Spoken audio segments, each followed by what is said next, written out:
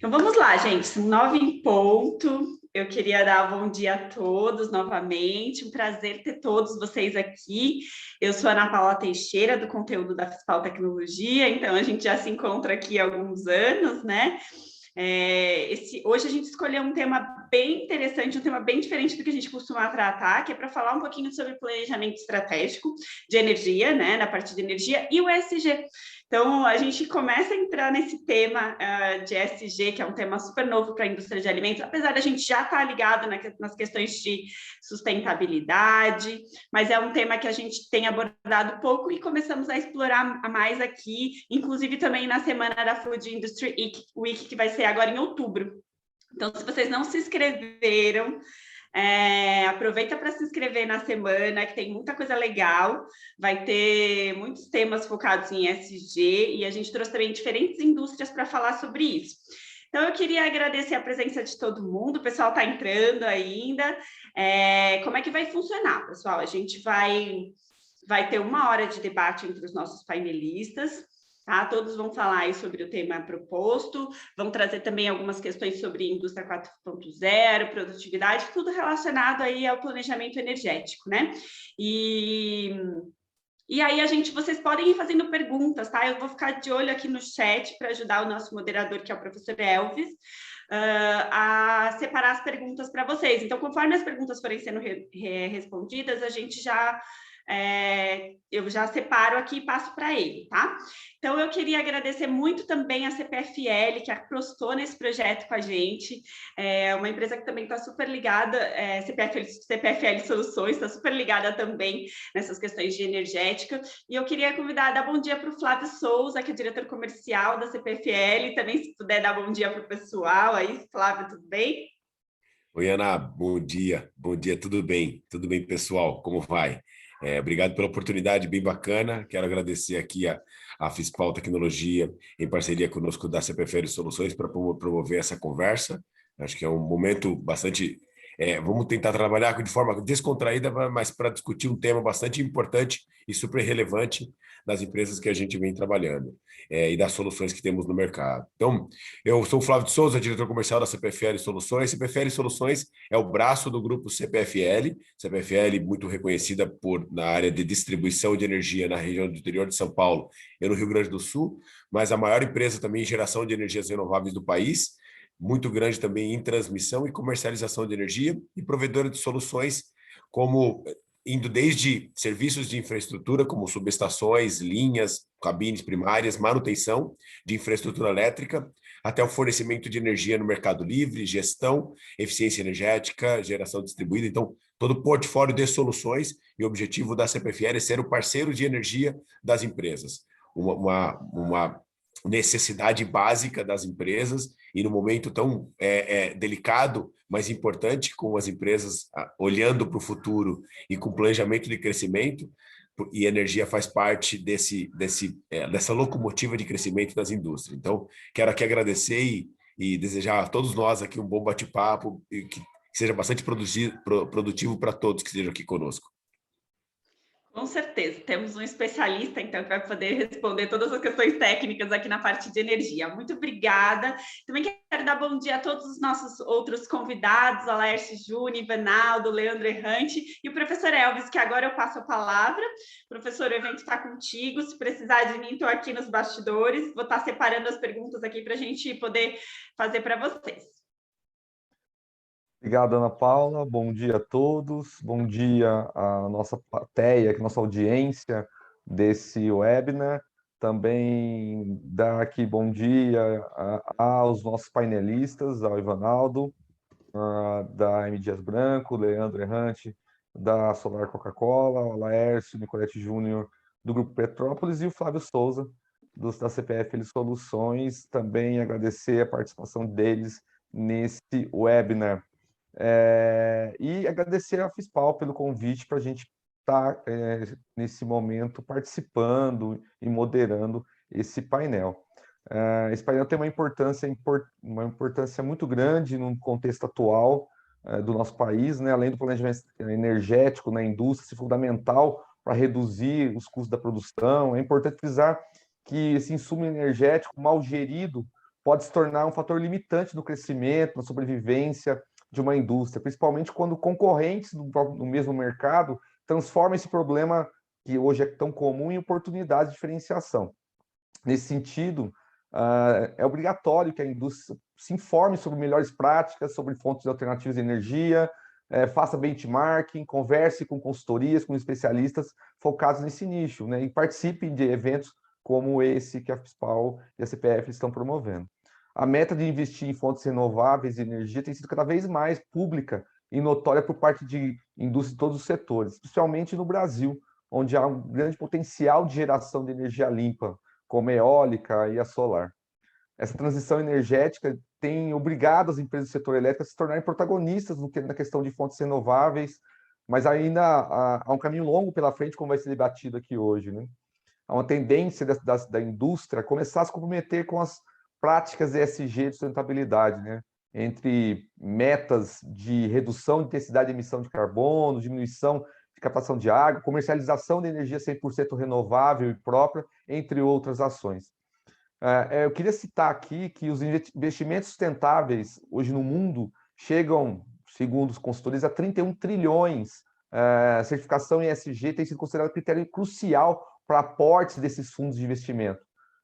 Funciona como mitigadora de riscos, né, já que as empresas com boa governança ESG costumam ser mais transparentes e confiáveis. Uma última questão que eu gostaria de trazer aqui para a gente iniciar, com essa crise hídrica que o Brasil vive, que tem impactado a geração de energia em todo o país. O governo, no último dia 23 de agosto, publicou uma portaria com um conjunto de diretrizes por meio de um programa que incentiva as grandes empresas consumidoras, como, por exemplo, a indústria, a economizar energia em troca de compensação financeira, né? Essas diretrizes permitem que o setor industrial participe e dê importante contribuição para garantir a segurança do fornecimento de energia elétrica no momento dessa escassez hídrica que tem imposta grandes desafios para o atendimento da demanda de energia elétrica no país, né? Então, nesse cenário de planejamento elétrico, de demandas ESG e ações governamentais e privadas, que a gente inicia nosso painel, e eu já queria começar trazendo aqui uma questão para o Leandro, para o Ivanaldo e para o Laércio, sobre quais as dificuldades, segundo no ponto de vista de vocês, das indústrias com operações tão complexas e gigantescas em atender a diferentes aspectos do planejamento energético e de questões de ESG.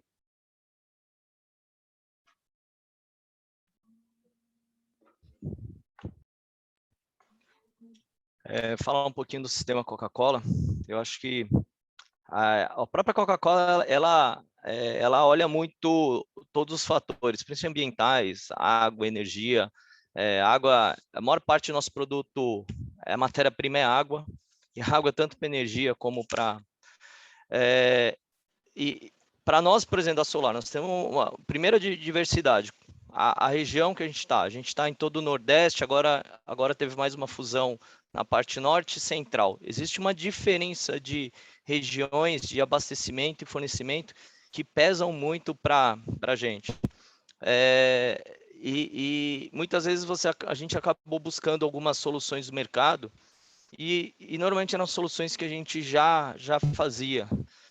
A gente fazia e assim, tudo se baseava também no planejamento estratégico. A gente fazia a cada 5 anos planejamento estratégico e a gente revia. Só que o mercado está tão dinâmico que a gente já encurtou para 3 anos esse planejamento estratégico e mesmo assim, depois da pandemia, mudou muito o cenário, né? Então, cenários pessimistas, de repente, ficaram otimistas. A crise hídrica é uma realidade e para a gente gera mais volume de venda para produto por causa dessa parte de estiagem. E é a hora que a gente mais vai precisar das nossas fábricas, mais vai impulsionar. E a gente tem diferenças tecnológicas muito grandes entre as fábricas, né? A gente tem algum planejamento. A Coca-Cola Company força muito isso. A gente tem alguns programas já há alguns anos de top 10 de água, top 10 de energia. Ela força algumas metas muito fortes. E financeiramente, para a gente ser competitivo, a gente tem que olhar para isso. Mas a dificuldade acompanhar essa velocidade, a gente ter muitas vezes consultorias, empresas dando um aporte para a gente acaba se autodesenvolvendo porque busca e assim, o que é oferecido muitas vezes a gente já está praticando. Então essa velocidade, eu acho que, não sei se Ivanaldo quer completar o... Ok, bem interessante, né, esse comentário.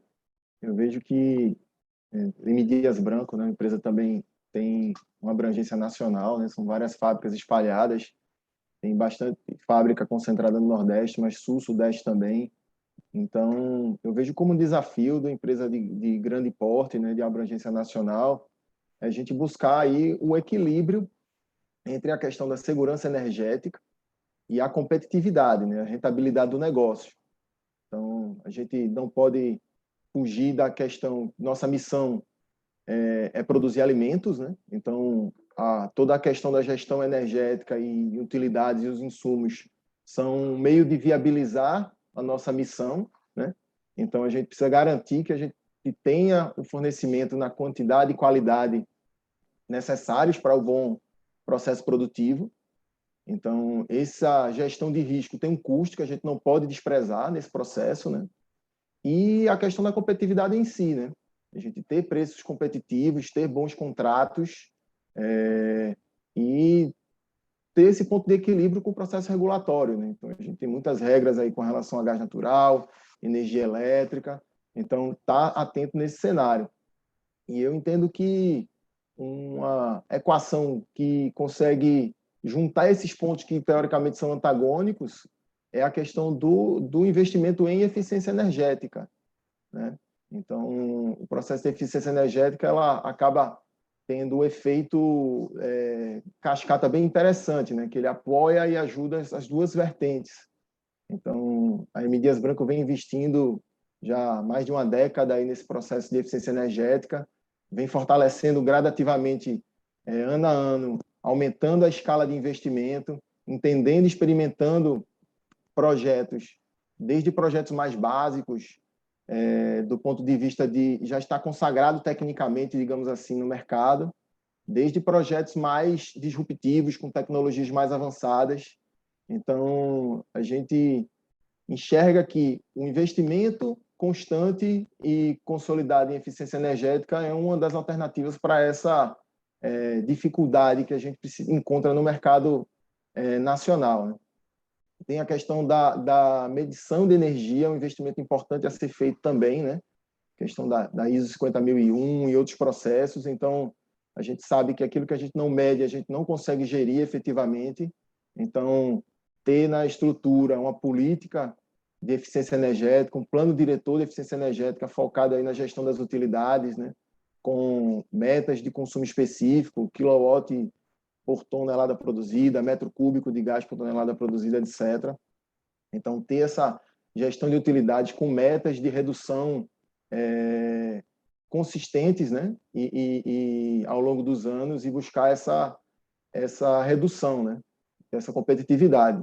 E um ponto eu acho que também que é um desafio bem interessante, eu acho que para todas as empresas e indústrias, é implantar a questão da cultura da eficiência energética, né?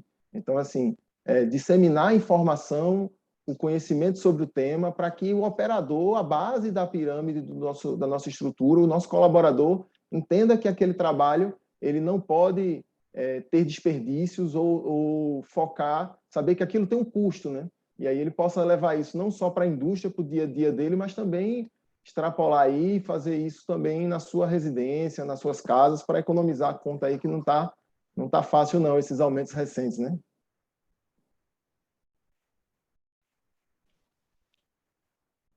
Bom dia, pessoal. Me ouvem bem? Bom dia, Ivanaldo, Leandro, Flávio, Elvis. Bom dia a todos. É um prazer estar aqui. Agradeço a FISPAL e a CPFL Soluções pela oportunidade de estar trazendo um pouquinho a nossa experiência aqui. Espero agregar valor para vocês. Com relação às dificuldades, né, eu acho que tem que ver uma coerência estratégica de propósito da empresa com as suas práticas, né? O Grupo Petrópolis é uma empresa 100% nacional e desde a sua essência, desde a sua fundação, ela tem uma preocupação muito grande com o Brasil, né? Não só com o meio ambiente, como com a sociedade como um todo, né? Então, é muito importante esse alinhamento, sempre teve um alinhamento estratégico com projetos, inclusive, que envolvem, né, as melhorias. Um outro ponto importante é alinhar as práticas ao negócio, né? O nosso principal produto é 100% natural, malte, lúpulo, água e levedo. Então, nós temos que ter uma preocupação muito grande, né, com o meio ambiente como um todo, né, com o que a gente está gerando para o meio ambiente, está compensando, está trabalhando para que realmente não tenhamos um impacto ambiental. Vocês me ouvem bem? Porque está parecendo instável aqui para mim. Eu ouvi super bem, Lércio. Tá ótimo. Tá bom, me desculpem a confirmação, é só porque apareceu o sinal aqui, né? Então, nós temos um exemplo, quer dizer, como exemplos, na última década, no último decênio, de 2011 a 2020, nós reduzimos em 27% o consumo de água para a fabricação de um litro de cerveja, tá? O que nos coloca num patamar, logicamente, que tem tecnologia, tem novas fábricas entrando com novas tecnologias de ponta, mas isso nos coloca em patamares de benchmark mundial em consumo de água. Fora isso, né, há uma preocupação muito grande, né, com o desenvolvimento, quando você fala do ambiente e sociedade, né, nós participamos junto com a Embrapa, junto com pesquisadores, desenvolvimento da cultura do lúpulo no país, né, o que reduz a pegada de carbono até pela logística que envolve, né? E hoje nós temos em Teresópolis um polo de plantação, estamos expandindo agora para outras fábricas, então sempre foi uma preocupação do grupo trabalhar com a sustentabilidade, com os pilares da sustentabilidade, e aí é muito importante, até que um dos colegas falou, acho que foi o Vanaldo, não só o social ambiental, quanto o econômico também, porque no final do dia a organização tem que trazer o lucro, tem que trazer a geração de riqueza como um todo.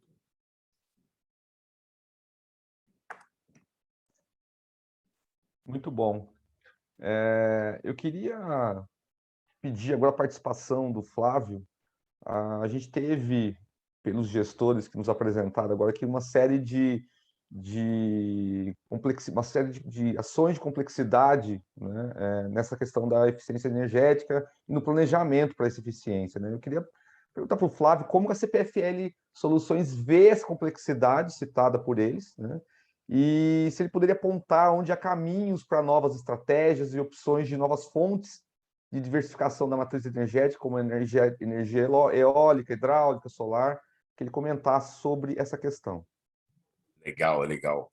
Bacana, super rico aqui. Contribuições do time aqui, vários tipos. A indústria, literalmente, é como que ela vive o dia a dia. Então, vou pegar alguns pontos aqui bastante interessantes. Um comentário que o Leandro fez é de planejamento. Como, diante do cenário que nós estamos, pega o planejamento estratégico que todas as empresas fizeram em 19 e olha para ele. Depois que a gente entrou em 20, todo o cenário mudou, todo mundo de forma remota, tentando trabalhar, a necessidade de energia cada vez mais latente. Então, fique em casa sem um alimento, é um problema. Agora, fica sem energia. É um grande problema, porque você perde todos os seus dispositivos. Agora, fica na indústria sem energia. Você perde seus dispositivos, porque as indústrias... O tema, a gente estava conversando um pouquinho antes de começar sobre a indústria 4.0, todas essas conexões, a gestão que você faz dentro de uma planta, e tudo isso você tem energia para poder alimentar esses dispositivos. E como você faz esse planejamento para que você não fique sem energia, e não somente não fique sem energia, é você ter uma energia a um custo competitivo. Então, não somente eficiência energética, mas como você faz uma contratação de energia, e a grande maioria das indústrias aqui já tem um consumo significativo que faça com que as empresas migrem para o Mercado Livre. Então, já começando a responder um pouquinho aqui, Elvis, Mercado Livre é uma opção bastante atrativa, que as indústrias podem estar utilizando, e a grande maioria já utiliza, onde ela escolhe o seu próprio fornecedor de energia, não somente a empresa que fornece local, e ela, fazendo essa escolha, ela tem a opção de comprar energia de uma fonte de energia renovável. Então, ela já tem a contribuição aqui com o meio ambiente, escolhendo energia como energia incentivada, 50% ou 100% para o seu consumo. E a boa forma que a empresa tem de evitar essa oscilação de preço no curto prazo, vou pegar um exemplo agora. Agora, o preço de energia está super estressado com a crise hídrica que a gente vem tendo. O Brasil ele tem uma característica onde mais de 60% da geração de energia tem origem hidráulica, de hidrelétricas, e isso faz com que, tendo pouca água, a gente tem que utilizar outros meios de geração. As fontes de energia solar e eólica ainda não compensa todo esse consumo. Nós temos uma indústria retomando um consumo pós-pandemia. Então, imagina que cenário complexo. Eu tenho um preço de energia mais caro, eu tenho uma retomada, eu tenho uma crise hídrica, onde o Brasil é altamente dependente. Como que a gente equilibra, faz essa equação? Uma boa forma para as empresas do Mercado Livre é, olhando mais para o futuro, é ter uma capacidade de planejamento de consumo. E aí você fala, pô, Flávio, mas no começo você falou, é difícil fazer planejamento e fácil fazer planejamento. Existem meios de equilibrar disso. Nossa CPFL Soluções, nós sentamos ao lado dos nossos clientes para desenhar junto essa curva e estender. Então, a gente tem muitos processos de clientes comprando energia para 10, 15 anos de energia. Isso faz com que ela tenha uma previsibilidade de gastos, de custos de investimento em energia, e tenha uma garantia de que a energia no curto prazo não vai ter essa oscilação muito grande. Então, isso aqui é uma boa forma de contratação e impacto no meio ambiente. Outros meios são a boa manutenção, bem preventiva, para evitar qualquer desligamento. Nós estamos falando aqui com 3 colegas que estão de dia a dia na planta, e eles sabem o que é ter um desligamento no meio de uma produção. Você perde produção, você perde o sistema operacional e você muda tudo suas prioridades para poder olhar e ter que fazer. E aí você quebra toda a cadeia. Então, aqui são 2 pontos interessantes que eu acho que são vários os temas, Elvis, mas aqui eu acho que dá para a gente ir segregando um pouquinho das ações aqui. Com certeza, a gente vai continuar comentando e você vai poder contribuir com esses assuntos nas próximas questões que a gente for levantar aqui. Eu queria agora questionar com o Laércio, quais os impactos positivos que as ações de eficiência e de produtividade poderão gerar nas métricas de ESG, especificamente nas métricas de ESG das indústrias brasileiras, sendo uma indústria média, como começar um projeto de ESG, e mais uma, aproveitando aqui, abusando do seu conhecimento, o que é essencial para que essa jornada seja bem sucedida? Ô, Elvis, vamos ver se eu consigo, se eu for esquecendo alguma coisa, você me recupera aqui, por favor, tá bom? Tá bem. A Agenda SG tem sido um aprendizado, acho que para toda a indústria, acho que não só no Brasil, como no mundo todo, né? Está todo mundo ainda tateando, tentando fazer, tentando achar o caminho, né? E nós não somos exceção. Mas em produtividade a gente trabalha bastante já há algum tempo, né? Reduzindo desperdícios, eu venho da melhoria contínua, então o tempo inteiro nós estamos falando em Lean Manufacturing, mesmo no ESG, nós estamos falando em redução de desperdícios como um todo, quer seja aumentando a eficiência dos equipamentos e processos, quer seja reduzindo a geração de resíduos, por exemplo, né? Então, eu já citei o exemplo da água, mas a gente tem o tempo todo a preocupação na redução de resíduos produtivos, a alocação correta em novos ciclos produtivos, né? O ESG fala muito isso, que a gente antigamente pagava para tirar da organização, hoje a gente tem receita, né? Porque a gente revende o subproduto do nosso processo para um novo processo produtivo. Por exemplo, a casca de palha, ela serve para alimentar o gado, né? Rico em fibras, rico em proteínas, então ela pode alimentar gado, por exemplo. Então, os indicadores realmente, né, a redução, aumento de produtividade, a produtividade fabril está sendo a todo momento verificada, a todo momento trabalhada, para que efetivamente a gente tenha cada vez mais um padrão mundial, um padrão de excelência, e assim a gente está gerando o mínimo de desperdício, está consumindo de uma forma inteligente a energia, né, consumindo o mínimo de energia possível para gerar o máximo de valor para os nossos clientes, né? E aí, então, quer dizer, só reforça que a produtividade sempre contribui com o ESG. Tá? Com relação à jornada bem-sucedida, ela tem como essência, principalmente, né, eu volto no que eu falei anteriormente, que é o alinhamento estratégico, né, um alinhamento do propósito da organização com seus consumidores. E também a adoção de metas atinentes ao negócio. Recentemente, a gente definiu o nosso compromisso 2030, né? Então, que envolve vocês falaram aí da redução de emissão de gás carbônico, envolve soluções de retorno das embalagens pós-consumo, a logística reversa das embalagens pós-consumo, de acordo com o que a gente tem em cada estado, em cada compromisso em cada estado, e também o retorno dos nossos resíduos industriais e pós-consumo para a própria cadeia produtiva preferencialmente. Então, uma garrafa de vidro que se quebra na produção, ela volta para ser outra garrafa de vidro, né?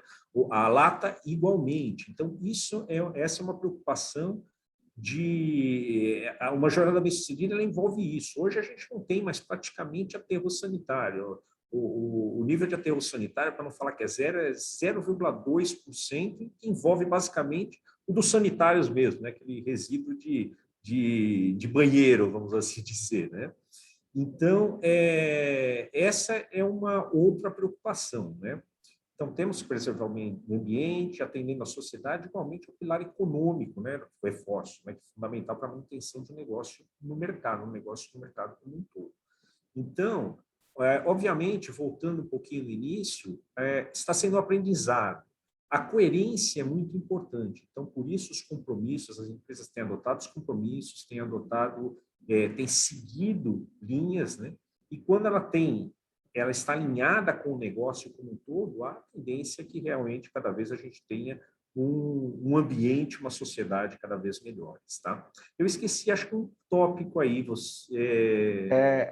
como a indústria média ela pode começar um projeto de ESG. Eu acho que com esse alinhamento, né, de propósitos mesmo, né, entender seu consumidor, entender como ela pode atribuir, que nem sempre o ESG não significa investimento, ela significa uma preocupação muito grande, principalmente, nós estávamos falando de produtividade. Né? Com a produtividade, você sendo o mais produtivo possível, você trabalhando com eficiência dos processos, você trabalhando com eficácia no atendimento ao seu cliente, forçosamente você já está minimizando os seus desperdícios, minimizando a geração de resíduos. Então, tudo isso é muito importante. Eu acho que é até fundamental, né? E muito cuidado, né? Eu acho que uma outra dica interessante é usar efetivamente o raciocínio científico para obter soluções. Porque nem sempre a solução que aparentemente é melhor, vamos trocar o plástico, né? O plástico não é um vilão por natureza. O plástico é vilão quando ele cai no bueiro, quando ele cai no mar, quando ele está sendo descartado de uma forma incorreta. Agora, se a gente conseguir recuperar esse plástico e retornar para a cadeia produtiva, às vezes, nós estamos substituindo um produto por outro, que pode ser até pior para o meio ambiente, embora pareça mais bonito, né? A gente, esses dias, até citando um exemplo de uma reportagem, estou correndo um pouco demais do tempo, mas prometo nos outros ser mais econômico, né? Mas para citar um exemplo legal, na China, hoje, mais 5% dos veículos já são eletrificados, né? Só que a energia para abastecer esses carros, a energia elétrica para abastecer esses carros vem de usinas termoelétricas, né? O que, na verdade, é mais poluente que a própria gasolina. Então, isso tudo, a gente tem que ver muito bem, ter soluções efetivamente, estudar cientificamente, para termos soluções realmente melhores para o meio ambiente, para a sociedade. Eu não sei se Ok, respondi. respondeu. Contemplou todas as questões. Obrigado, Alércio. Eu queria, falando agora dentro das operações de vocês, né, e também trazendo para o nosso público as práticas, os projetos em andamento, eu queria perguntar para o Leandro e para o Ivanaldo, tendo em vista os projetos que vocês têm realizado aí nas operações, quais são as estratégias avaliadas e testadas em planejamento energético e quais são os projetos em andamento atualmente na planta de vocês? Eu queria fazer um comentário só sobre o que o Flávio falou do Mercado Livre, até voltando só um pouquinho antes dessa pergunta. No início do ano, o próprio CEO da empresa chamou a gente qual que era o risco, né, qual que era o impacto financeiro no começo do ano sobre energia. E como a gente já tem contratado e dentro do planejamento, a gente entende quanto que é o nosso consumo, quanto que é o nosso volume, esse contrato já gera assim uma segurança absurda. Assim, o impacto foi pequeno, porque praticamente estava contratado toda essa energia, né? A não ser o que vier adicionar alguma coisa, mas o próprio volume absorvia. E foi uma surpresa dentro da alta direção, mas por quê? E aí a gente começou a mostrar o quanto vale realmente para o Mercado Livre. Aí do Mercado Livre também essas fontes renováveis, e a gente acaba trabalhando com fontes renováveis. Até o fim do ano a gente vai estar com 50%, até 2025 a gente vai estar com 100%, e no Nordeste a gente usa pelo menos 20% dessas fontes renováveis são eólicas, né? Então, tem uma preocupação de comprar também do Mercado Livre, e o planejamento estratégico traz isso, traz essa segurança. Aí o segundo sobre projetos que a gente tem fazendo. Na verdade, aí o Alércio comentou de linha, a gente tem forte dentro da Solar o TPM. E a gente tem um crescimento orgânico que o próprio TPM impulsiona. A gente tem pelo menos 50 projetos expressivos de energia. Para você ter uma ideia, nos últimos 5 anos nós reduzimos 42% o consumo de energia. 20% consumo de água, que a gente já olhava muito para a água, e mesmo assim ainda conseguiu reduzir 20% do consumo. E aí tem uma parte de cultura que a gente tem que trabalhar a disciplina do dia a dia. O desligar a máquina, tudo mais, isso parecem coisas bestas, que o pessoal fala de desligar a água, desligar a luz, vazamento de água, tudo mais, que a gente tem uns programas de top 10 de água, de energia, que é focado nisso, nessa parte cultural, e o TPM provoca muito isso. E aí o Ivanaldo comentou de medir. Os supervisórios de energia são assim, cruciais para a gente ter um bom resultado. Para você ter uma ideia, a gente monitora se parou a linha num setup, se eles desligaram a máquina, se não desligaram. No outro dia, a gente reúne toda a produção e fala, vocês não desligaram a máquina no setup tal, vocês não fizeram isso. Então, a gente monitora. Chega num domingo, a gente normalmente para a maioria das fábricas no domingo. E aí, tem uma série de rotinas que tem que acontecer. E o supervisório mostra para a gente se acontece ou não. Eu estava no aeroporto, a gente está testando um sistema novo. Ontem à noite nós acessamos no aeroporto um sistema nosso aqui de medição de produtividade. A gente já viu o layout, eu não tinha visto. Lá no aeroporto tinha um especialista comigo. Peraí, vamos acessar aqui, vamos ver o que rodou. Então, assim, tudo é via browser. Então, assim, tudo que é no celular é muito mais fácil de acessar, é menos carregado. Então, as novas tecnologias estão propiciando isso. Aí a parte de investimento. A gente já os supervisórios acabam direcionando muito em algumas tecnologias específicas. Se você tem equipamento, a gente fazer retrofit. Linhas novas já estão bem direcionadas nos principais consumos, a gente olha muito isso. O grande desafio agora não é nem a parte econômica, a gente já está num cenário de faltar energia, né? Esse é o grande risco, acho que o temor de todo mundo, de faltar energia. E aí que a gente começa com a geração de usinas, né? A geração a geração própria com energia solar. A gente vai partir. Tem empresas que já estão mais avançadas trabalhando com isso. Então esse lado. Aí a parte de CAPEX, de investimento, a gente já vem investindo pesado nessa parte, mas a gente está preocupado com a qualidade que chega de energia. Nossos equipamentos, acho que de todo mundo aí, são equipamentos que muitas vezes são produzidos na Alemanha, no Japão, e você não tem toda a parte eletrônica dela, porque ela não estraga. O que pode estragar? é uma parte de qualidade de energia. Por mais que tenha proteções, às vezes a gente põe no breaks, existe ainda um certo risco nessas interrupções. E isso a gente está olhando um pouco diferente, né? Os sistemas de filtros monitorados, tudo mais, algumas coisas que protejam melhor os nossos equipamentos. Eu acho que... E aí a parte assim, eu posso falar da nossa... o que eu aconselho, todo mundo tem um supervisor, olhar onde são os maiores gaps. 70% do consumo de uma fábrica de refrigerante, ela está em 5, 6 equipamentos. E aí a gente investe pesado nela. Manutenções, a gente não olha mais para o orímetro, a gente olha para a eficiência do equipamento, porque o consumo de energia dele tem um peso enorme. Então, é esse tipo de trabalho que a gente vem fazendo. Não sei se eu fugi muito da pergunta. Não, está ótimo, está ótimo. Eu queria dar uma contribuição, né? Fica até assim, o Alaes e o Leandro tomaram aí mais da metade dos meus argumentos, né? Então, assim, para não ser repetitivo e não tocar os temas que já foram colocados, né? Muito bem colocados aí pelos colegas. Eu achei um ponto interessante aí na pergunta inicial, que é voltado para empresas de pequeno e médio porte, né? Então, às vezes a gente está com alguma empresa que não tem um porte, digamos assim, grande como as empresas que a gente está representando e fica achando que está distante, né, aquilo que a gente está colocando, enquanto empresa que tem investimento por trás, que tem um CAPEX robusto, que tem uma política já estabelecida, para a realidade de uma empresa que está querendo começar, né?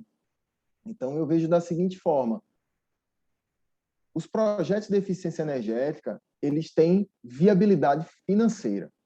Então, nós temos processos contratados em mercado livre. Então, a grande maioria das tarifas unitárias de energia nos mercados livres são extremamente mais competitivas do que do mercado cativo. Então, e ainda assim, os projetos se pagam, têm paybacks e são interessantes. Se você olhar sob o ponto de vista puramente financista, você consegue ter uma viabilidade bem atrativa nesses processos. Então, eu entendo que tem que ser buscar as empresas de pequeno e médio porte que não têm um CAPEX, um investimento alocado, buscar empresas que possam suportar esse processo, né? Então, a gente tem várias ESCOs no mercado, empresas especializadas em diagnóstico energético, que focam em projetos de eficiência energética, buscar uma empresa desse tipo. Tem a ABESCO, né, uma associação que reúne algumas dessas empresas, buscar um processo de contrato de performance, que o projeto pode ser autofinanciado, né? Então, a própria economia que você vai ter na energia vai pagar esse investimento, caso a empresa não tenha um CAPEX, e buscar projetos já consagrados tecnicamente, né? Então, assim, são coisas simples, mas que geram bastante resultado, né? Se a gente for falar aí de forma mais pragmática, né? Substituição de motores de baixo rendimento, então tem um peso muito grande na nossa conta de energia, a questão dos motores. De fato, motores antigos que já foram rebobinados é uma realidade em muitas indústrias. A questão do caça-vazamento de ar comprimido é um desperdício absurdo que existe, né? A questão do ar comprimido, que muitas vezes é negligenciado. Soluções mais simples, como substituição de lâmpadas por LED, desligamentos automáticos de equipamentos rodando em vazio, dentre outros, né?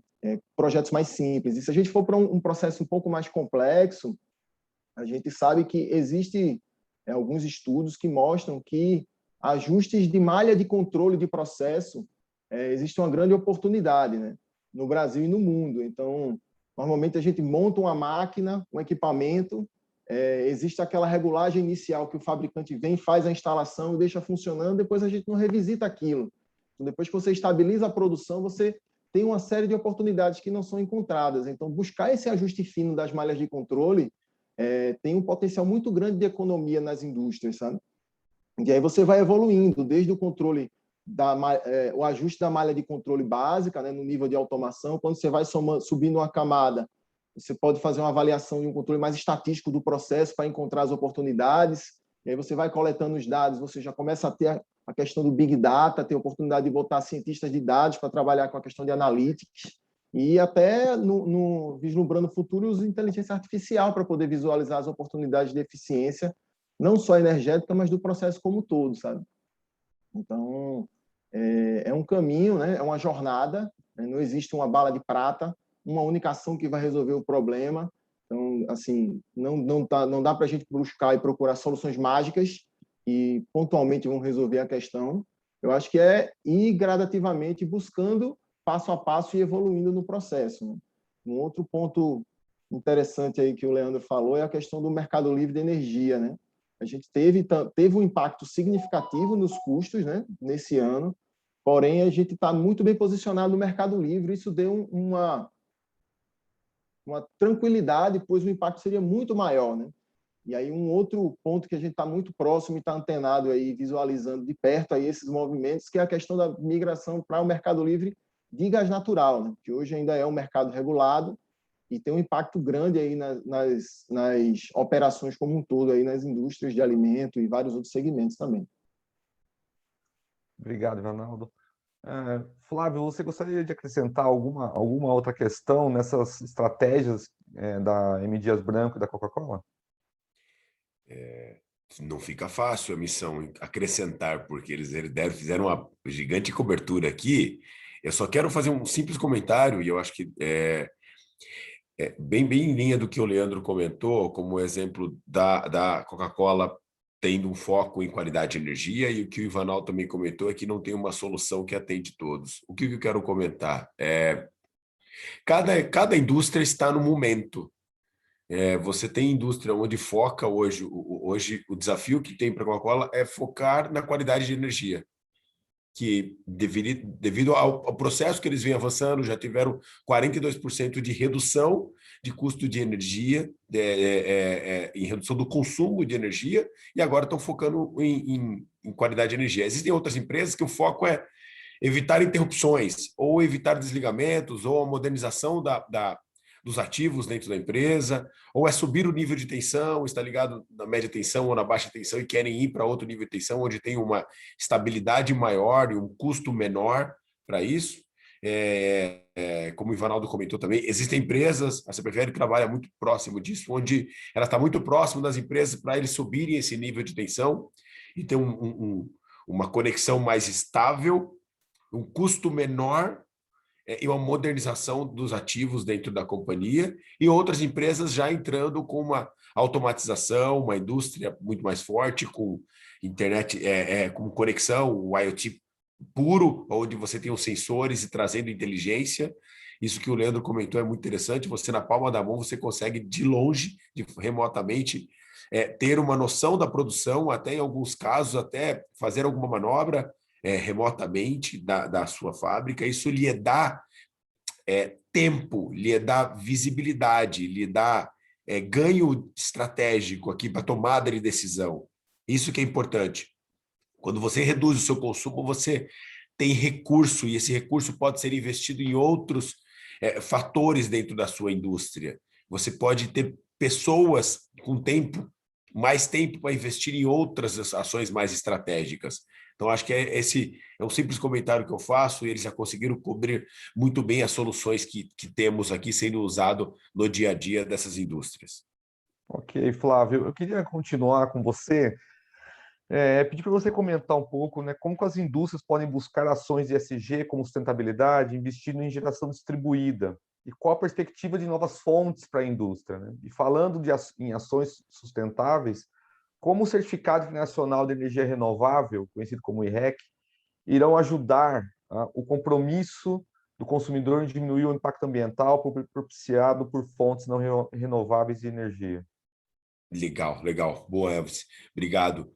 Aqui me dá o espaço para poder fazer um comentário. Eu vou pegar até um comentário que o Leandro comentou, que a Coca-Cola ela tem parte da contratação de energia, e com certeza a M. Dias Branco e a Petrópolis também está na mesma linha, que eles pegam parte de energia e é utilizado de energias ou eólica ou solar, mas de fontes renováveis. Isso você tem, antes do impacto que é ambiental, você tem impacto social, porque você tendo investimento você consumindo energia de fontes eólicas, fontes solares, ou qualquer outra dessas tipos de geração de energia, você consegue fazer um desenvolvimento em algumas regiões onde as pessoas do entorno, vamos pegar algumas plantas eólicas do Nordeste, nós tivemos investimentos, desenvolvimentos em algumas regiões que antigamente nós não tínhamos grande desenvolvimento. Eram áreas que a própria agricultura você não tinha, eram áreas pouco férteis para poder ter esse resultado. E você instalando torres anemométricas, solarimétricas, antes de fazer o investimento, depois torres e painéis solares nas regiões, você gera economia na região. Você traz qualidade de vida para a sociedade. Então, você tem um impacto social grande. E o impacto no meio ambiente é notável, porque é uma energia de fontes inesgotável. E nós, Brasil, somos abençoados, porque nós temos vento, temos sol, temos água, temos agora gás natural, vamos ser um grande hub de hidrogênio verde. Então, temos várias fontes onde o Brasil se desponta como potências e hubs mundiais com esses tipos de energia. E isso já está disponível para as empresas. Então, se eu tenho uma empresa onde ela compra energia renovável ou que não seja renovável, ela tem a condição também de adquirir o selo de I-REC, que significa o selo de energias, o certificado de energias renováveis, onde ela consegue zerar ou diminuir a emissão de CO2. E esse é um certificado internacional, a CPFL comercializa isso, tem outras empresas também que comercializam, e você pode também fazer referente ao ano anterior. Então, você tem até um período inicial do ano, onde você consegue neutralizar a emissão do ano que você passou. Então, você pode chegar em janeiro do ano que vem e adquirir os certificados referente à emissão do ano anterior. Então, isso é bastante importante porque você aumenta a viabilidade de desenvolvimento de plantas renováveis e as empresas têm esse certificado. Então, você tem inúmeros meios que você consegue trazer esse benefício para a indústria devolve esse benefício para o meio ambiente, para a comunidade, com impacto social e também de governança. Muito bom, muito bom. A gente não poderia deixar de inserir o tema da indústria 4.0 nessa discussão, né? Eu queria perguntar para o Leandro e para o Ivanaldo, e também para o Alaércio, a indústria 4.0 e as tecnologias habilitadoras da indústria 4.0 têm impulsionado os índices de produtividade na indústria, né? Em várias áreas de atuação dessas tecnologias. Como essas mesmas tecnologias têm transformado o setor de manutenção preditiva e corretiva, redução de perdas energéticas, da melhora da produtividade, né? Ou seja, nessa questão do planejamento energético, como que as tecnologias da indústria 4.0 ou habilitadoras para a indústria 4.0 têm ajudado a melhorar essa produtividade? Olhando 4.0, até pela importância, a gente acaba criando áreas voltadas só para isso, para esse desenvolvimento. A gente está solidificando uma área com isso. Até a minha vinda aqui olhando para isso, nessa unidade de Recife. A gente tem, olhando a eficiência energética, aquilo que o Ivanaldo falou, que a máquina tem uma condição. Então, a gente tinha programações, a gente tinha supervisórios e automações de áreas que através delas, modulavam os equipamentos e davam uma melhor eficiência energética. A gente começou a fazer diversos simulados pelas condições que a gente estava operando e a gente descobriu que várias formas diferentes que chegavam a economizar 15%, 20% a mais de energia, modulando.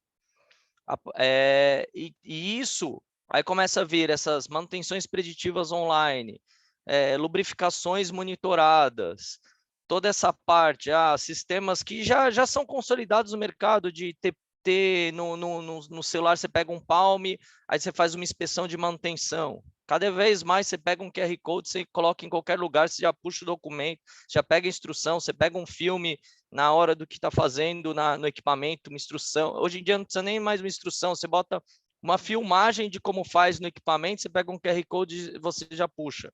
Qual que é a nossa maior dificuldade? Isso a gente está procurando e desenvolvendo, ter um cérebro, uma parte analítica ou um Big Data, pensando nisso para confrontar todas essas informações. Hoje a gente extrai muito rápido e a gente tem o que a gente está buscando hoje dentro da Solar é uma frente que a gente colocou como prioridade, ter essa parte de trabalho cerebral, ter bancos de dados, softwares só fazendo essa análise disso. Hoje nós não temos ainda, a gente tem uma série de automações, mas a gente entende que isso já não é mais suficiente para onde nós estamos chegando. E aí, as soluções, ainda a gente não encontrou alguma solução que funcione bem para a gente. A gente está consultando diversas empresas no mercado. Até essa semana mesmo tem reunião com várias empresas para a gente entender melhor isso e trazer a melhor otimização desse trabalho. Olhando eficiência energética, olhando eficiência de equipamentos, olhando essa parte de confiabilidade de equipamento.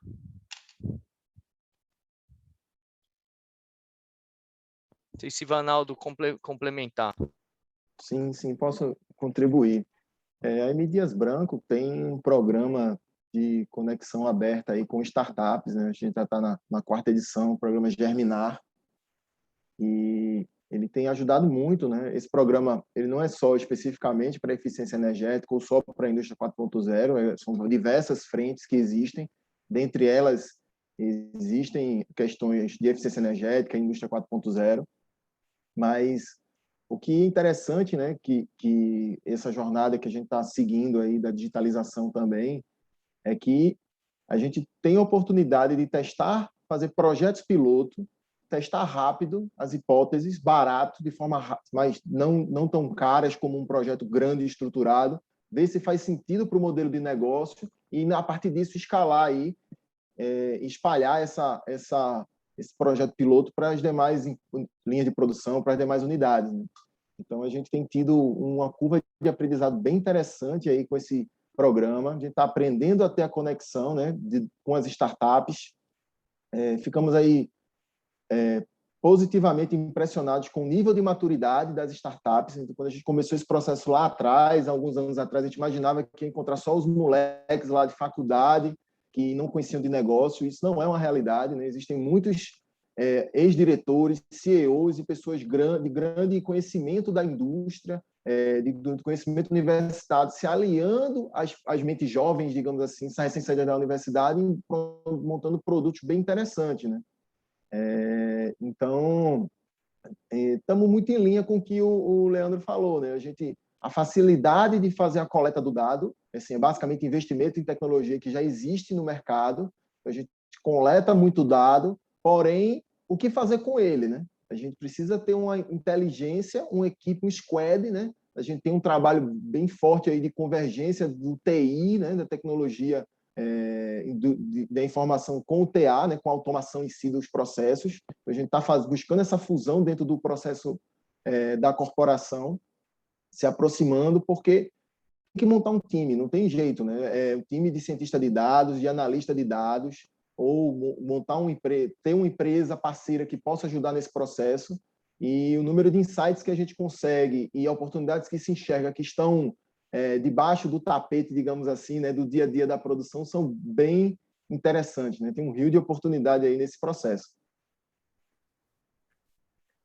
Bom, eu estou até aliviado, né? Que não sou só eu, não é só o Grupo Petrópolis que está cheio de dados e a dificuldade de analisar, de trabalhar com esses dados, acho que é um problema geral hoje na indústria, né? A gente, no celular, a gente consegue monitorar cada linha, o que está acontecendo nos programas de automação, nos permitem ter os dados, e a grande dificuldade é realmente transformar esses dados em informações que gerem conhecimento, né, efetivamente, para a organização.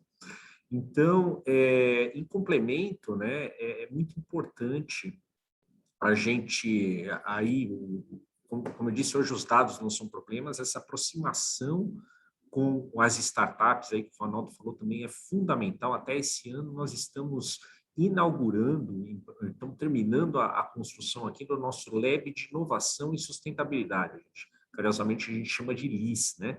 Que junta justamente a tecnologia, a indústria 4.0, as soluções da indústria 4.0, as soluções de transformação digital com o ESG propriamente dito, né? Então, essa preocupação está sendo não só de tratar os dados, como tratar também numa perspectiva da sustentabilidade, aproximando com startups, aproximando com universidades, com ICTs, Institutos de Ciência e Tecnologia, né? Então, isso tem sido uma constante no mercado aí, e, obviamente, tem soluções excelentes para todo tipo de empresa, inclusive não só para as grandes, né?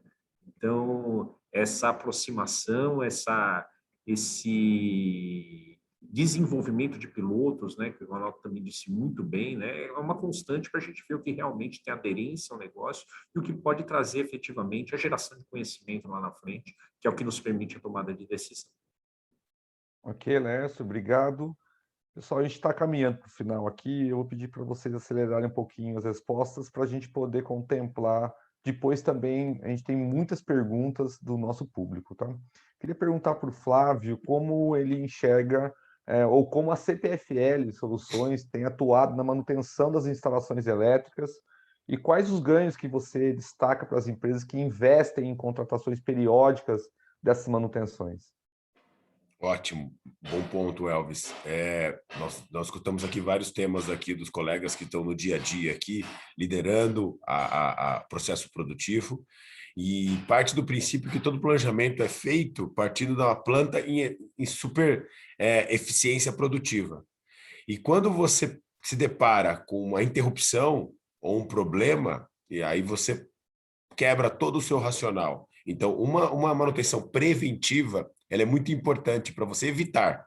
Você evita o problema futuro e você consegue ter uma vida útil do seu equipamento maior. Então, você economiza dinheiro na vida útil do equipamento, mantendo um equipamento em boa qualidade por mais tempo, e você evita parada de produções. Parada de produção, você perde dinheiro, porque você perde capacidade de produzir. Então, o seu cliente, no final, vai deixar de receber ou receber em atraso o seu produto. Você deixa de vender. Você tem ociosidade da produção. As pessoas que estavam ali prontas para produzir estão parados. Então, essa manutenção que a gente acaba lembrando muito quando você tem o problema somente, ela é fundamental para que você tenha uma plena capacidade produtiva da sua planta. Quando você para fazer um planejamento e você define, do próximo mês eu quero produzir tantas unidades do produto, você não deveria parar e falar, mas se eu tiver alguma parada, e se eu tiver um problema? Então, quando você faz um processo produtivo, um processo de manutenção correta na sua infraestrutura, você consegue ter esse planejamento mais alinhado com o que você prevê inicialmente com a sua realização, e no futuro você consegue também ter planejamentos melhores com as empresas. A CPFL, nós temos contratos com empresas e contratos plurianuais. 1, 2, 3, 4, até 6 anos de manutenção. Nós conseguimos planejar melhor, temos mais conhecimento do processo produtivo e da infraestrutura dos seus ativos, indo desde a entrada de energia até dentro da operação da planta, passando por linhas de transmissão, subestações, evitando problemas onde vai acarretar no investimento maior numa parada de produção. Então, planejamento é a palavra correta, e para se planejar, você precisa fazer esse trabalho muito mais minucioso de conhecimento do seu ativo, e tem empresas para poder fazer isso. A CPFL é uma empresa que consegue estar do lado de vocês, trazendo essa perenidade da produção. Flávio, eu queria continuar com você aqui. Eu acho que essa questão que eu vou te trazer, o nosso público é uma das mais importantes que o público está esperando para você responder, né? Falando sobre alternativas para redução de custo com energia, como que você avalia as oportunidades para as indústrias na compra de energia no mercado cativo versus mercado livre, e como a gente tem visto diversas estratégias diferenciadas das indústrias fazendo até mesmo a própria geração? Qual o melhor caminho? Ótimo. Elvis, não existe... vou pegar uma fala do Ivanaldo. Não tem uma bala de prata. Não tem a mesma solução que atende todas. Existe um pool de soluções e cada uma tem que avaliar corretamente o que mais se adequa a ela. Vamos pegar um exemplo do livre versus cativo. Cada concessionária, cada região tem um preço de energia. Existem preços maiores e preços menores. As que têm preços maiores, você pode entender que a migração para o livre parece ser o melhor movimento. Se você olhar hoje, o custo de energia no mercado livre, hoje ele está alto, mas você fazendo o planejamento, você consegue comprar energias no futuro de empresas sérias, e aí eu puxo esse tema porque esse tema é muito importante. É importante ter empresas ao seu lado que vai estar junto com a sua empresa hoje, amanhã e sempre. A gente sempre discute aqui, a gente diz que a CPFL está completando esse ano 109 anos de história e ela tem mais futuro do que passado. Porque ela vai estar aqui daqui 10, 15, 20, 30 anos. Porque é um grupo que representa muito do crescimento do Brasil. Então, ter um contrato de energia longo vai lhe trazer benefício no longo prazo. E o melhor, você não vai estar correndo o risco dessa oscilação de preço. É mais previsível. E tendo essa previsibilidade, vou pegar um exemplo aqui. As unidades aqui que nós estamos trabalhando são empresas que produzem bebidas. Eles são especialistas em bebidas e não em compra de energia. Isso é a essência deles. Por mais que... E nós temos grandes profissionais que conhecem muito do mercado de energia. Agora, quanto vai estar a energia? Esse contrato. Esticando esse contrato, você vai ter previsibilidade do custo. Então, isso aqui é muito importante para trazer esse benefício. Pegando um pouco um gancho até de uma pergunta passada que eu acho que a gente acabou não respondendo, que é a parte de geração distribuída, onde a própria indústria pode gerar a sua própria energia.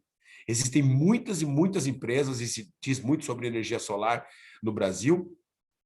Foi aprovado recentemente na Câmara, é um projeto onde regula um pouco mais esse mercado, então as indústrias podem produzir localmente a sua própria energia, então muitas indústrias utilizam o telhado para ter energia fotovoltaica. O Brasil ele tem muito sol, e isso a gente consegue usufruir dessa fonte inesgotável de energia, e a tecnologia caiu muito o custo das placas solares, dos inversores, da instalação. Então, a energia solar hoje é uma das mais baratas no mundo, e hoje é uma tecnologia que nós já dominamos, conhecemos, ela está em franca evolução, mas nós já dominamos e não tem muita complexidade, principalmente a instalação. A SPFL faz esse tipo de trabalho, a gente instala em muitos disso, a gente fez um programa de eficiência energética do grupo aqui, onde fez instalação em mais de 300 hospitais de Santa Casa, onde a CPFL Soluções fez a instalação de mais da metade desses projetos, onde instala no telhado das plantas, ou pode colocar também em solo. Então, depende da indústria. Ou a indústria também ela pode comprar essa energia de geração remota. A planta fica longe da sua indústria. Então, existe muito disso, isso aí você pode, com certeza, ter esse benefício. Então, cada indústria, é importante avaliar o que ela tem de objetivo estratégico, se é somente uma redução de custo, se é uma redução do consumo, se é uma pegada de marca com referente a ESG, como fonte renovável, se ela quer gerar a sua própria energia. Então, aqui, cada indústria tem a sua característica e é bom, importante entender as opções, e aí esse é o grande valor agregado que a gente consegue trazer nas conversas com os nossos clientes. A SPFL Soluções ela tem um braço chamado gestão de energias, onde nós sentamos junto com o cliente e ajuda ele nessas contratações. Porque vamos fazer uma análise. Quanto de energia eu vou comprar para 2028? É algo complexo a ser considerado. É aqui onde a gente entra para poder ajudar o cliente a tomar decisões estratégicas de longo prazo, onde ele vai colher benefício e vai trazer segurança para o fornecimento dele. Ok, muito bom. Eu vou aqui falar agora sobre essa questão das startups nessa área do setor energético. E essa questão é para todos, né? Como as empresas, respectivas empresas de vocês têm trabalhado com os ecossistemas de startups, né, em projetos de inovação dentro das operações.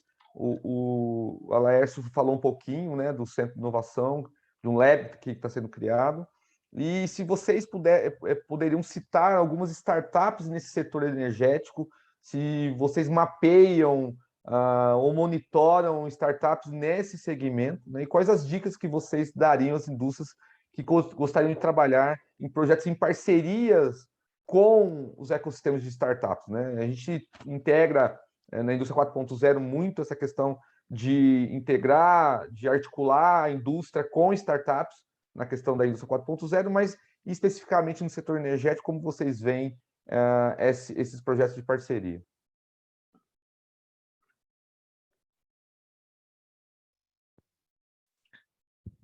dentro da Solar, a gente vai começar a entrar agora com eficiência energética, a gente está buscando essas parcerias com as startups, porque eu acho que a gente não vai conseguir um desenvolvimento diferente que não seja vindo oriunda deles. Na área de logística, comercial, a gente, no momento da pandemia, como que a gente ia conseguir atender melhor, ser mais rápido e tudo mais? Se criou dentro uma diretoria dessa parte de desenvolvimento tecnológico, voltado muito mais para a logística na época e para vendas. E assim, o que deu grande aporte foram as startups. E agora a gente está trazendo dentro de eficiência energética. A gente tinha algumas práticas por isso, a gente está tentando consolidar todas essas tecnologias que a gente já entende para isso e buscar a melhor forma. Até no chat aqui tem alguns participantes, alguns amigos, a gente até começou a trocar figurinha, o cara já tem uma startup para indicar, mas aqui, assim, eu acho que é uma solução, tem que tomar um certo cuidado, dependendo do tamanho, né? O cara é pequeno e tudo mais, esse vínculo existe, às vezes tem que ter uma intermediação, mas funciona bem. Eu não vejo outra alternativa se não recorrer a startups para trazer essas soluções.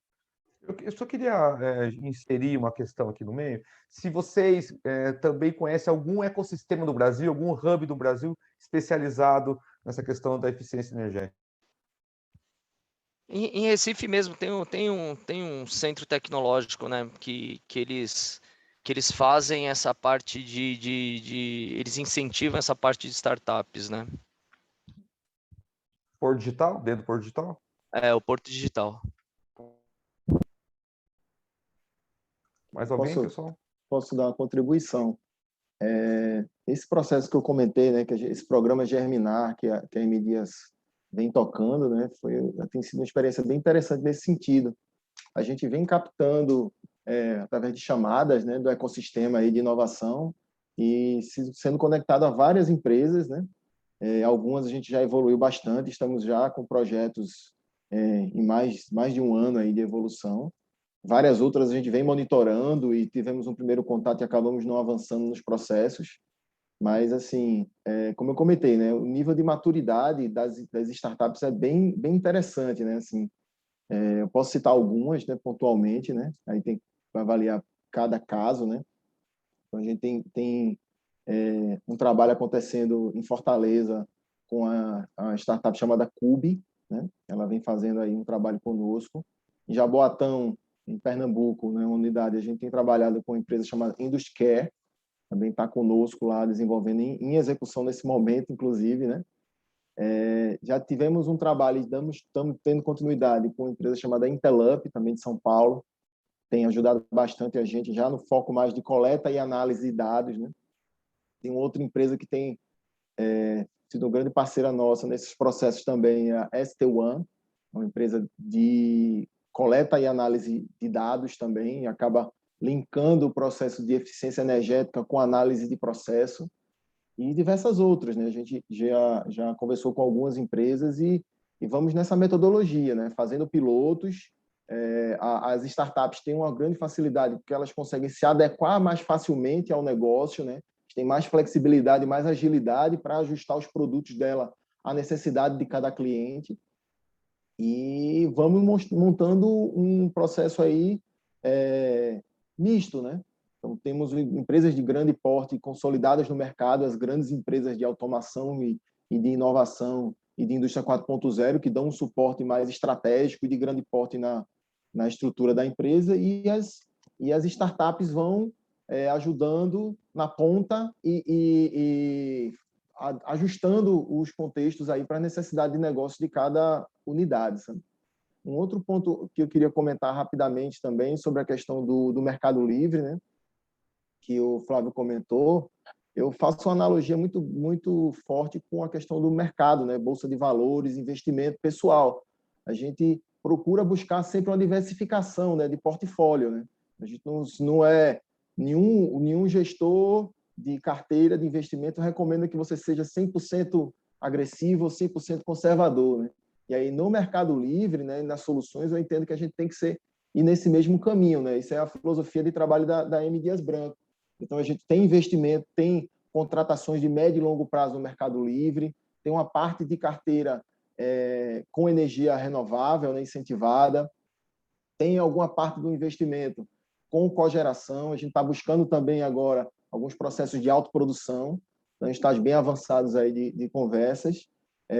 Tem uma parte que está exposto no PLD, que em alguns momentos já geraram grandes resultados positivos, né? Mas, porém, tem uma exposição pequena, então mitiga aí, dilui o risco no processo. Então, eu acho que a diversificação das alternativas, né, é o grande caminho para você ter uma estabilidade aí com as oscilações que a gente tem no país. Bom, nós, como área de ESG e melhoria contínua, a gente faz a ponte entre as áreas e os ecossistemas de inovação, né? Aqui, para citar 3, né, o Porto Digital é um deles, em Recife, o que já foi citado, a Cimatec na Bahia, a própria Firjan, no Rio de Janeiro, trabalha bastante com energia. Tá? Então, tem diversos ecossistemas, eu reforço, né, e puxando um pouquinho o lado da universidade, né, a aproximação também com universidades, né, nas universidades a gente tem bastante polos que podem desenvolver, que trabalham, né, junto com os ecossistemas, porque eu acredito muito que a inovação, ela vem. Nós temos as ICTs, que normalmente estão próximas às universidades, né, e às startups, mas as universidades devem servir como polo de inovação, como polo de melhoria para o país como um todo, para as indústrias, tá? De uma forma bem rapidinha, para não comer o tempo aí. Sim. Flávio, alguma contribuição nessa área? Bem rápido, acho que o pessoal cobriu. A CPFL ela tem um projeto onde ela faz scale-up. Ela utiliza o ecossistema da CPFL, estamos falando em mais de 10 milhões de unidades consumidoras, mais de 100 usinas, milhares de quilômetros de linha de transmissão e rede de distribuição, líder no fornecimento de comercialização, e coloca esse ecossistema para poder permitir com que as empresas consigam explorar e se desenvolver. Então, a gente já fez alguns scale-ups, o Leandro comentou sobre eficiência, a gente teve uma empresa o ano passado de medição.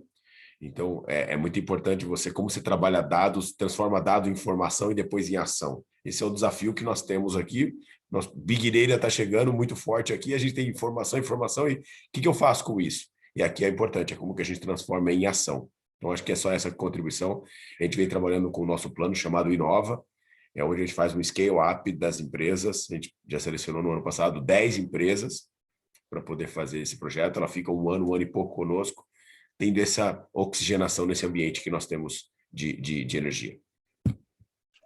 Obrigado, pessoal. Bom, assim a gente finaliza essa parte do nosso webinar falando sobre as questões, né, dos nossos painelistas, e agora a gente tem uma série de perguntas, né? A gente não sei se a gente vai conseguir contemplar todas, mas a gente vai encaminhar essas questões para os painelistas. E a gente vai precisar que cada pergunta seja respondida somente por um de vocês, né, por conta do tempo, tá bom? E aí eu vou deixar a critério de vocês mesmo, quem se sente mais à vontade para comentar essas questões. A primeira questão é como a empresa vê a oportunidade de investimento e aproveitamento das energias eólicas e fotovoltaicas na produção e utilização do hidrogênio verde. 1 minuto para a resposta. Eu posso começar aqui. Eólica e solar, você pode... solar um pouco mais fácil, você tem a opção de gerar a sua própria energia como geração distribuída, ou o exemplo que o Ivanaldo comentou como sendo autoprodutor. E aí você participa como sociedade de uma planta, ou pode ser eólica, pode ser qualquer tipo de geração de energia. E aí normalmente é visto por projetos bem maiores. O hidrogênio verde é uma tecnologia que vem sendo desenvolvido, ainda tem uma questão de benefício, custo versus oportunidade aqui. O Brasil ele vem trabalhando, a gente tem muitas empresas europeias que estão trazendo para cá e provocam as empresas aqui para terem soluções, mas ainda é algo que ainda está como em fase de testes para solidificação da solução e ter preços onde torna-se atrativo o investimento. As outras soluções, como eólica, solar, já são tecnologias já bem maduras, onde as empresas já estão usufruindo bastante desse benefício. Ok. Uma pergunta bem específica na questão do plástico. quais as ações da empresa para reduzir atualmente ou até eliminar a poluição dos plásticos e o planejamento para médio e longo prazo? Alguma empresa está trabalhando nessa questão? Dentro do sistema Coca-Cola, a gente vem reduzindo drasticamente a quantidade de plástico nas embalagens, né? Isso é uma meta nossa, olhando o meio ambiente. Então, tampa, garrafa, e é um desafio que a gente põe, o produto é gás, né? Você põe o CO2 e o plástico, ele tem dificuldade de reter. Então, a gente começou a desenvolver, já há alguns anos a gente vem desenvolvendo e reduzindo drasticamente isso. A Coca-Cola tem uma meta até 2030 de ser 100% retornável todas as embalagens. Isso foi uma declaração do presidente mundial da Coca-Cola. Então, até 2030, 100% retornável, independente se é plástico, se é vidro, o que for. Foi bem respondido. Só? Claro, claro. Eu sei que não... Mas bem rapidinho, né? Eu acho que só um pouquinho. Quem falou agora, quem foi? Foi o Leandro, né? Desculpe, Leandro. O Leandro foi muito assertivo, né? A melhor embalagem que tem é a embalagem retornável, né? Uma embalagem de vidro, ela volta 22 vezes para o ciclo produtivo, pelo menos. Então, a embalagem, independente de plástico ou não, né? A embalagem retornável é a grande saída. A gente precisa mudar. Só quis reforçar porque o consumidor precisa também começar a entender que a melhor para a gente, o alumínio, que a gente trabalha muito, ele é reciclável, sim, mas tem energia para reciclar o alumínio, né? O vidro é reciclável, mas tem energia para isso, né? O plástico também. Então, a melhor embalagem que tem é retornável, efetivamente. Ok, obrigado. Em relação às metas e compromissos globais, como as empresas, como a empresa, né, que for responder aqui, está medindo as emissões de GHG de forma relativa, dividindo pelos volumes ou de forma absoluta em tonelada de CO2 equivalente?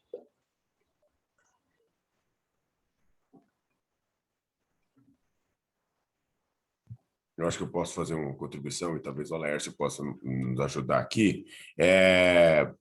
Quando você tem dois meios, você tem a compra de crédito de carbono, onde você consegue sim ter um impacto nos seus benefícios frente às suas métricas globais. Então, a empresa consegue fazer esse abatimento da geração de CO2 e o I-REC também consegue fazer essa compensação.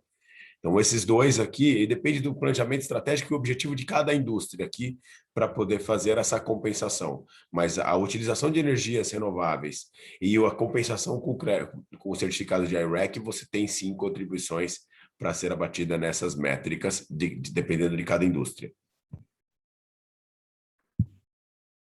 Acho que é isso, não tem que complementar, não. Acho que é exatamente isso, Flávio, a gente tentar compensar. Eu acho que, às vezes, a empresa fala em zerar a emissão, é ousado e, às vezes, muito difícil de se concretizar na prática. Tem que ser um objetivo a ser atingido, mas, muitas vezes, a compensação, a compra de crédito, o que a gente precisa é garantir que, realmente, a neutralizar, né, buscar a neutralização da emissão.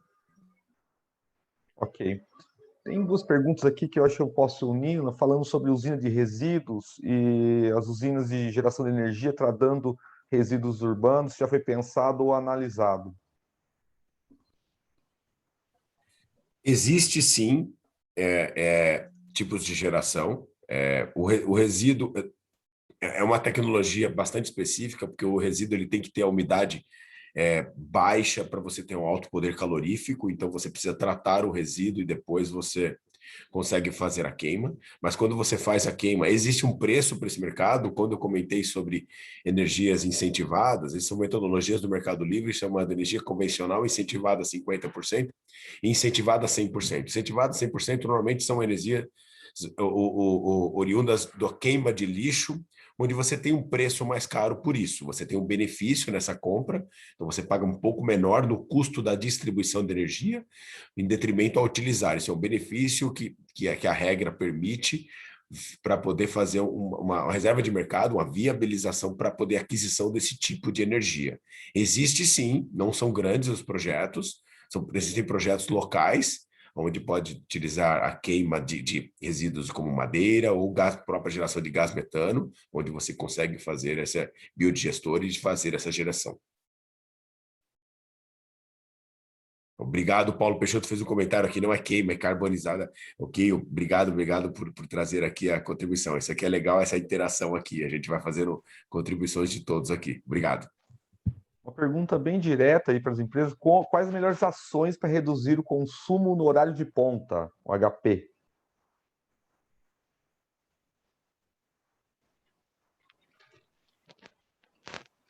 Posso dar uma contribuição, né? Assim, é uma estratégia um pouco mais complexa, né? Porque assim, vai muito em linha, vai muito em função da capacidade de produção que você tem na planta e a ocupação efetiva do parque, né? Se você tem uma planta que está com a capacidade produtiva tomada, né? Você tem uma certa dificuldade de conseguir fazer o planejamento de redução dos consumos na ponta, né? Então você pode buscar algumas alternativas de geração pontual na ponta para compensar esse consumo adicional, ou fazer algum trabalho direcionado para as áreas, como é que eu posso falar? As áreas correlatas, né? Não do meio principal produtivo, para a gente conseguir ter essa economia. E as plantas que a gente tem ociosidade, digamos assim, né? De produção, capacidade produtiva adicional ao que está sendo praticada no momento, é o planejamento de fato produtivo, né? Buscar casar aí os momentos de produção para fazer uma parada da linha naquele momento e fazer esse ajuste, né? É importante a gente considerar, entender também que a modalidade tarifária que você está inserido impacta fortemente no custo financeiro do horário de ponta, né? Então, quando você está num momento, numa modalidade, num cenário que você não tem uma flexibilidade muito grande de produção, se você buscar uma adequação aí da sua modalidade tarifária, talvez ajude e reduza um pouco o impacto desse processo aí de horário de ponta. Não sei se algum colega pode contribuir mais. Michel, dá uma olhada na demanda contratada. Às vezes você tem uma demanda contratada muito maior e está usando muito menos e aí está pagando sem necessidade, ou você está estourando e pagando uma multa muito grande. Além dos bancos de capacitores, assim, dá uma olhada nesses pontos, além do que o Ivanaldo. E assim, sempre vai ter equipamento que você não precisa usar no horário de ponta e você deve estar rodando. Muito bom. Como contribuição aqui, só um pouquinho aqui, Elvis, existe um meio também que você pode colocar energias backups que você pode utilizar. Hoje, gás natural, você consegue, dependendo da característica, você pode entrar no horário de ponta com outros tipos de energia. Então, o solar, o solar gera durante o dia, ele compensa durante o período, caso a sua produção seja durante o dia, e aí o horário de ponta é durante o dia, então você consegue fazer esse equilíbrio, mas tem outros meios de geração, como geradores, e o gás natural pode manter essa pegada de eficiência por ser uma energia renovável, mas também outros tipos de geradores também, onde você consegue, aí é uma questão de conta, quanto custa versus quanto você gera e consome. Quando a gente estava no cativo, esse comentário do Flávio, tá? Importantíssimo. A gente rodou assim nessa situação com o gerador. Tá bem. Bom, acho que teriam muito mais comentários, perguntas a serem respondidas, né? Questões a serem detalhadas, mas a gente tem o problema do tempo. Eu queria aqui agradecer a contribuição de todos e dar uma última oportunidade de uma mensagem final de cada um de vocês para os nossos participantes daqui do nosso webinar.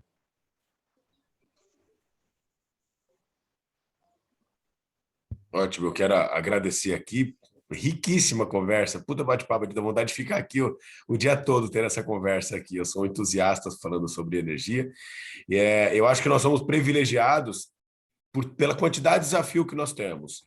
O mercado de energia está passando por uma mutação muito grande, com novas tecnologias, o avanço da tecnologia, não somente na indústria, mas também no ambiente de distribuição. Simples, porque a gente está vendo agora carros elétricos, baterias solares, tudo ao mesmo tempo. Então, como vai ser o futuro disso? Prédios mais eficientes, equipamentos mais eficientes, aumento do consumo na própria residência ou na indústria. Antigamente tinha quantos dispositivos conectados. Olha hoje, quantos dispositivos são conectados na rede. Então, a necessidade complexa aqui de gestão e de eficiência no consumo, mas que bacana que nós estamos vivendo nesse momento. Oportunidade para nós, profissionais, desenvolvermos, nós, empresas, oportunidade de crescimento, de aproveitar esse mercado de forma tão ampla, no mercado tão robusto.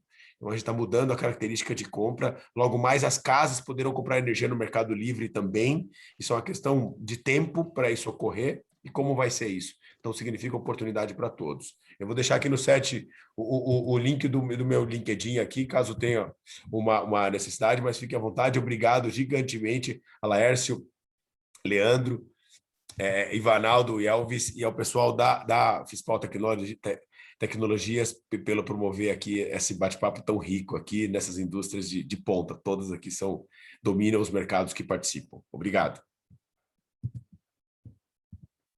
E queria também agradecer a oportunidade, né?